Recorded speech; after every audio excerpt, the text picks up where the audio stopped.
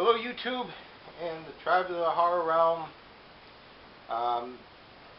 It's been Sunday evening. It's been a long weekend. My goddaughter graduated high school this weekend, so it's been parties, graduation, all that type of stuff, so a lot of running around. But we're home and sitting down and ready to do our video response to the HORRORman, his 7-day challenge. Day one was head traumas, decapitation, head explosions, all that type of fun stuff. Today is what he terms the what the F moment in movies. Moment in film where you're looking and you just can't believe what you are actually witnessing. It could be shocking, it could be just one of those things you didn't expect. Not really a twist ending, but just like you couldn't have guessed that was going to happen in a million years, and it may seem out of place, or it just seems ghastly that they would do that on film. So, without further ado, what have you got, honey? And remember, Tim can never hear you. Cannibal Holocaust. I saw this movie with Chris very early in our relationship. And she still married me. How about that, huh? And he told me I had to see it, and when I saw it, oh my God. It was one of the most disturbing movies I ever seen. Not saying it wasn't good, it was a good movie, but it was something very out of my realm. I've never seen anything like this before. And the scene that really got me is when I saw the woman impaled on a stake. It was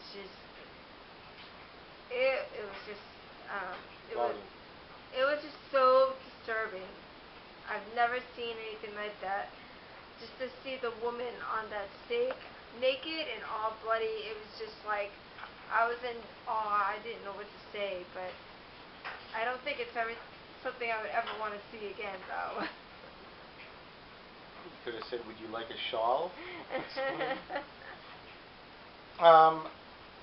This was a little harder for me. I kept thinking of different movies and then replacing them because I figured another one out that was even more extreme.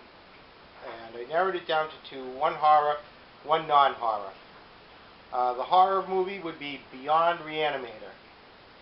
In Beyond Reanimator, Herbert West has moved from Miskatonic University to is now in prison, but he's continuing his experiments and with just as poor results in prison. Now, this was, of course, a Brian Yunza film, where anything that Brian does, it's going to be pretty much a splatter fest, so usually you're prepared for it. And that's exactly what I got. It wasn't anything groundbreaking or world-beating in cinema until I got to the credits. And what happened then?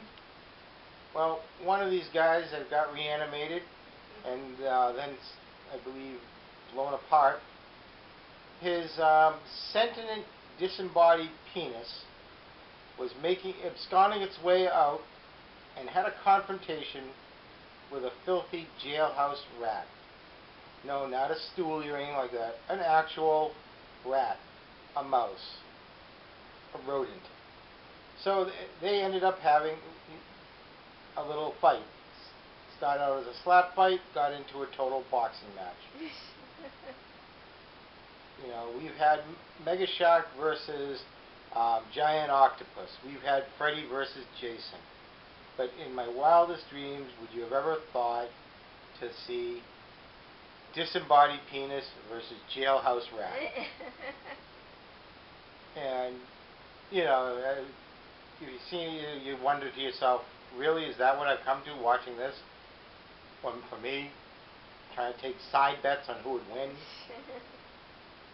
So, that's the horror one.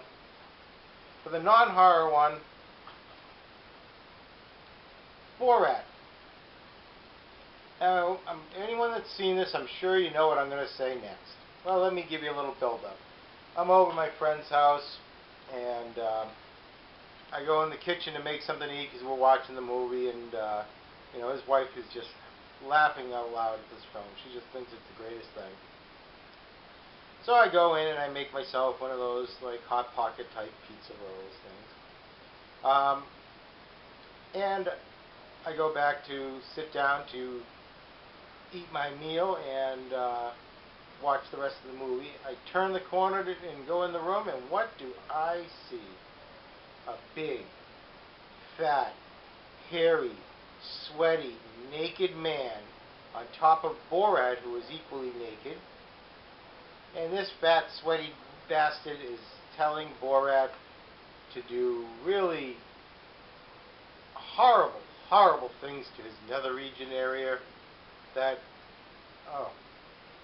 needless to say, as I came around the corner and I was about to bite into this delicious, tasty, and, of course, healthy meal,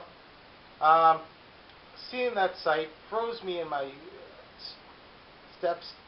And those moments they say that it's jaw-dropping, that is kind of what happened, because when my jaw dropped, so did my meal went right to the floor, which was summarily liberated by my friend's pet Pomeranian. So she took off with my meal. I had to sit and watch the rest of Borat, a bit hungry and a bit disturbed and wanting therapy and a bath. So that's my story. Borat, Beyond Reanimator. Smiley here has got the stake up through the hoo-hoo.